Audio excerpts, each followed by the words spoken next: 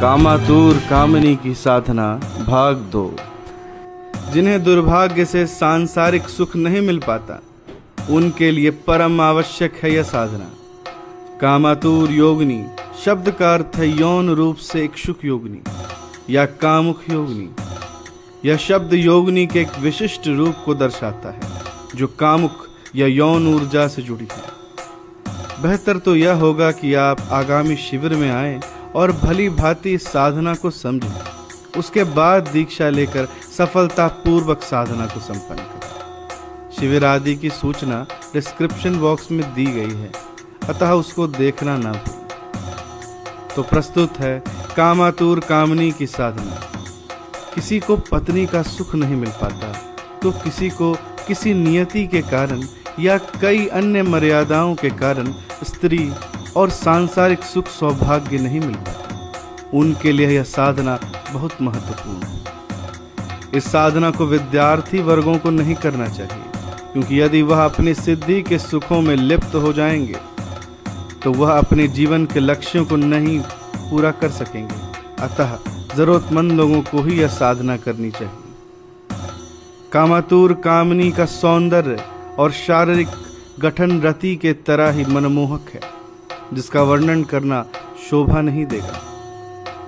इतना ही कहा जा सकता है कि जो कोई इसे प्रत्यक्ष कर लेता है वह उसे संसार की सबसे ज्यादा खूबसूरती उसमें ही नजर आती है। देखकर उसे दंग रह जाता है, जैसे बिना एक क्षण गवाए लिपट पड़े। इस साधना से आध्यात्मिक विकास तो नहीं होता, किंतु इस साधना से सुख, सौभाग्य और समृद्धि अवश्य ही मिलती है। एक साधक ने इसकी साधना कर परीक्षित करा है, जिसका अनुभव एक वीडियो में बताया गया है। उसे आप देख सकते हैं। उस वीडियो का लिंक डिस्क्रिप्शन बॉक्स में दे दिया जाएगा।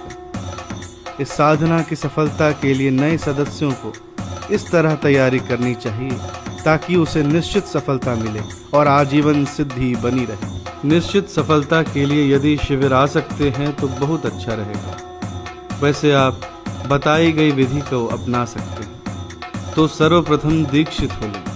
7 घरों के लोगों से उनकी इच्छा अनुसार अनुदान लें।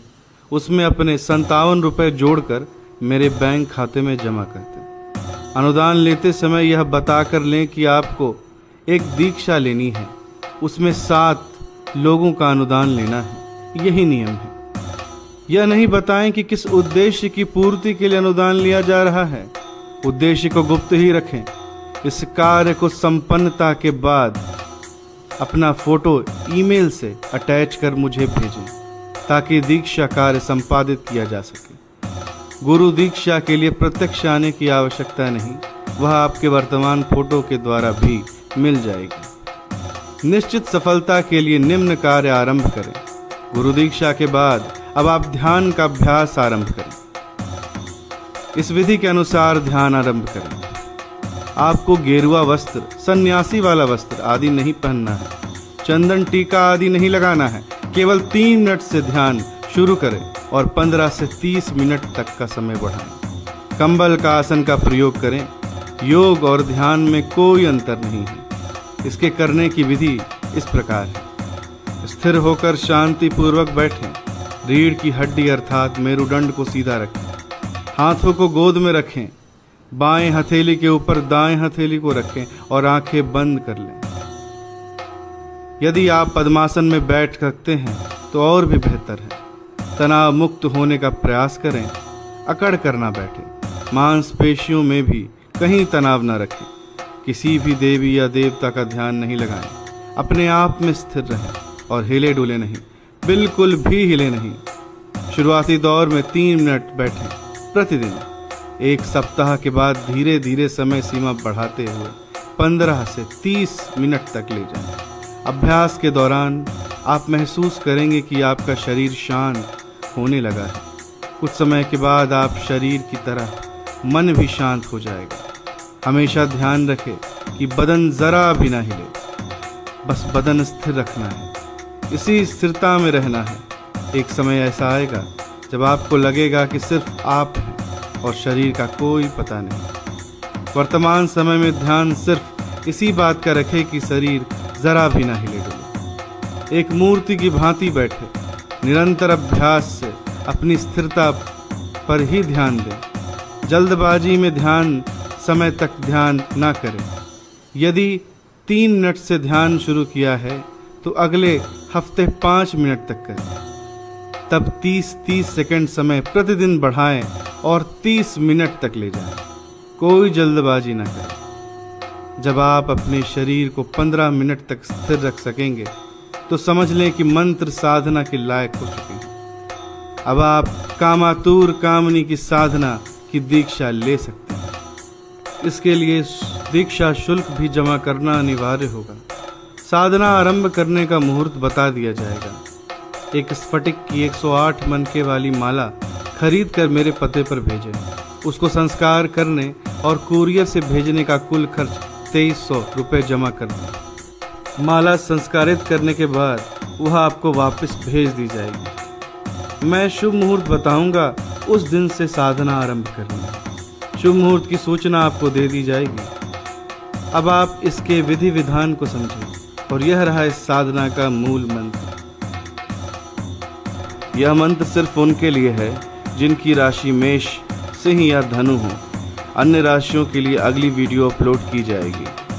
साधना विधि: आसन और वस्त्र लाल या गुलाबी रंग। साधना के समय सर पर लाल या गुलाबी रंग के कपड़े भी रखने हैं या इन्हीं 2 रंगों में कोई एक टोपी ही पहन ले। साधना की दिशा शुरुआत करने वाले दिन के वार के अनुसार बताई जाएगी। साधना का समय संध्या बाद शुभ चौघड़िया और होरा के अनुसार जो साधना शुरुआत के समय निश्चित किया जाएगा, वही समय पर नित्य 37 दिन तक साधना करनी है। ध्यान रहे कि नित्य 14 माला जप रोज करना है। साधना के समय अरंडी तेल की दीपक जलाएंगे। यदि शुद्ध गाय या भैंस का घी मिलने की गारंटी हो तो घी का ही दीपक जला सकते हैं। दीपक को अपने साधना स्थल से कुछ आगे बाईं तरफ रखें और दीपक की अग्नि मुख अपनी ओर कर लें। यदि घी के दीपक का उपयोग किया है तो दीपक को दाईं ओर रखते हुए अग्निमुख अपनी ओर कर लें। साधना के समय दीपक बुझे नहीं, इसकी व्यवस्था पूर्व ही कर लें। साधना मंत्र का जप आंखें बंद कर करें। एक माला जप पूर्ण होने के बाद आंखें खोलकर आवश्यक निगरानी कर सकते हैं, यदि जरूरी लगे तब। इस प्रकार 14 माला जप करें और बिना गैप किए 37 दिनों तक साधना करें। साधना की पूर्णता के बाद 1 सप्ताह के अंदर दशांश हवन आदि कर्म करें या 37 कुंवारी लड़कियों को भोजन कराकर संतुष्ट करें। दशांश हवन आदि कर्मों के लिए निर्देश: हवन कुंड 6 कोने वाला हो। हवन की लकड़ी श्वेतार के पंचांग, नवग्रह की लकड़ी, खैर की लकड़ी, आम की लकड़ी और गाय के गोबर के कंडे, जिसे उपले भी कहते हैं, जिसे कथित संत लोग शौक से खा रहे हैं और खाने की सलाह भी देते हैं। हवन सामग्री: कमलगट्टे का आटा, सिंघाड़े का आटा, शहद और शहद का 4 गुना घी। तर्पण और मार्जन दूध, मिश्री और केसर से करें।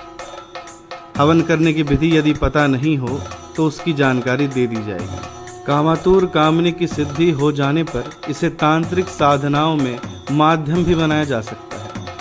इस साधना से संबंधित यदि कुछ भी जानना या समझना शेष रह गया हो तो मुझे ईमेल या व्हाट्सएप करें। इसके लिए डिस्क्रिप्शन बॉक्स को देखें। धन्यवाद। प्रदीप कुमार राजयोगी 9065629333। सिर्फ व्हाट्सएप करें।